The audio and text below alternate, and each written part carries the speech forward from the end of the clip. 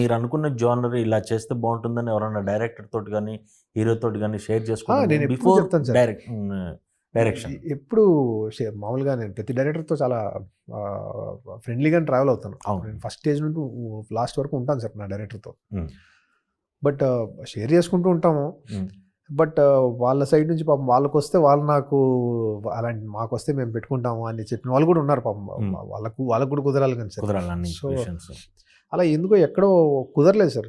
ఉమ్, నాకు action film రావడానికి almost literally మీరు చూసుకుంటే నేను చేసిన ఫస్ట్ యాక్షన్ ఫిల్మ్ ఈగలే. ఈగలే, అవును. అంటే 12 years పట్టింది సార్ నాకు యాక్షన్ ఫిల్మ్ రావడానికి. ఉమ్, నాకు ఇష్టం యాక్షన్ అని జానర్. వేరే Genre. జానర్స్ చేస్తున్నా, ఉమ్, అవి తక్కువ అని కాదు, అవి కూడా ఓకేనే సార్. బట్ ఏదో చేయాలని ఉంటుంది కదా సార్, అది ఒక్కొక్కరికి ఒక్కొక్క టేస్ట్ ఉంటుంది. అది మిస్ అయిపోయింది నాకు. ఉమ్, అది స్పెక్టికల్ ఫిల్మ్ చేయాలని ఉండేది, ఉమ్, ఎవరు ఇవ్వలేదు.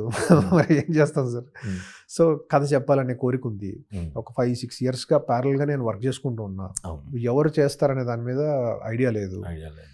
అలా తేజు ఈ సినిమా చేయడం, రవి గారు ఆ సినిమా చేయడం వల్ల నాకు 2 కోరికలు బాగా గట్టిగా తీరాయి సార్. ఇప్పుడు నాకు ఆ ఫీలింగ్ ఏం లేదు సార్. నాకు ఐ హ్యావ్ చాలా వరకు నేను నేర్చుకున్నవన్నీ రకరకాల డైరెక్టర్ల దగ్గర వర్క్ చేయడం వల్ల నేను నేర్చుకున్నాను సార్.